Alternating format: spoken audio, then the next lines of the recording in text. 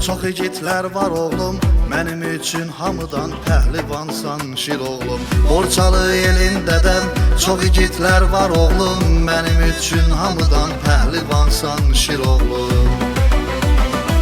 Ay mənim amil oğlum, ömrü boyu gül oğlum, Aqonun ürəyi sən, aslansan şirsən oğlum. Ay mənim amil oğlum, ömrü boyu gül oğlum, Aqonun ürəyi sən, aslansan şirsən oldum. Sən aldığım nəfəssən, mənə ruh verən kəssən, ürəyimdə təksənsən, boynuna qurban oğlum. Sən aldığım nəfəssən, mənə ruh verən kəssən, ürəyimdə təksənsən, boynuna qurban oğlum.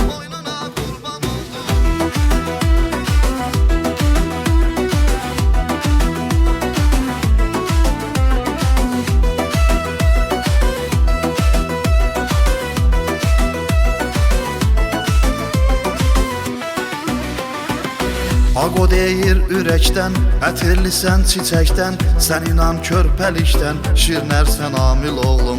Aqo deyir ürəkdən, ətirlisən çiçəkdən, sən inan körpəlikdən, şirnərsən amil oğlum. Ay mənim amil oğlum, ömrü boyu gül oğlum, Aqonun ürəyi sən, aslansan şirsən oğlum. Ay mənim amil oğlum, ömrü boyu gül oğlum, Aqonun ürəyi sən, aslansan şirsən oldum. Sən aldığım nəfəssən, mənə ruh verən kəssən, ürəyimdə təksənsən, boynuna qurban oğlum. Sən aldığım nəfəssən, mənə ruh verən kəssən, ürəyimdə təksənsən, boynuna qurban oğlum.